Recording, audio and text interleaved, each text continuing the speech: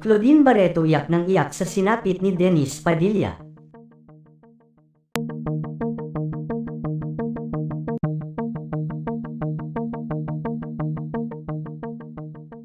Ilang araw nang ang trending sa social media si Dennis Padilla at maging ang mga anak nito kay Marjorie Barreto.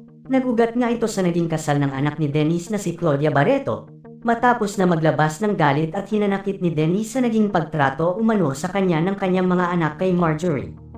Dahil dito tinapos na nga ni Dennis ang kanyang ugnayan bilang ama sa kanyang mga anak kay Marjorie Barreto, at hindi na muli umano siya makikita pa ng kanyang mga anak dito.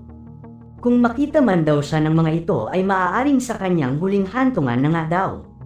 Matapos nito sumambulat naman sa publiko ang balita patungkol sa aktor.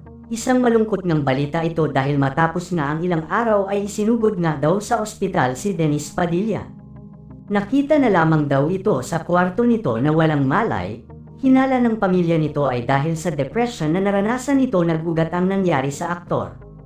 Tila nga napakalaki talagang epekto kay Dennis ng mga nangyayari sa kanyang buhay ngayon dahil na din sa problema nito sa relasyon niya sa kanyang mga anak kay Marjorie.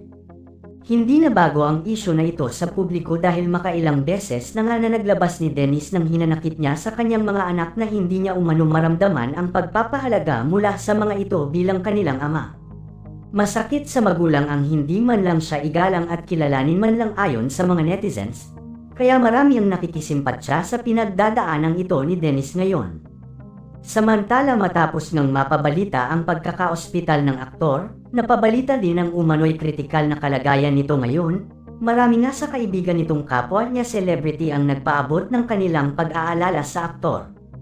Isa na nga dito ang kapatid ni Marjorie Barreto na si Claudine Barreto na agad na pinuntahan si Dennis sa ospital matapos na mabalitaan ang nangyari sa kanyang kuya Dennis.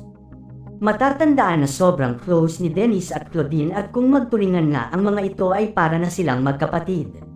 Matapos nga daw na makita ni Claudine ang kalagayan ni Dennis sa ospital hindi nga daw nito napigil ang hindi maawa at maiyak sa kalagayan ngayon ng kanyang kuya Dennis.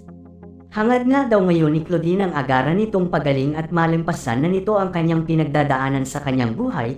Dasal din ng aktres na sana ay kayanin ni Dennis ang lahat ng ito.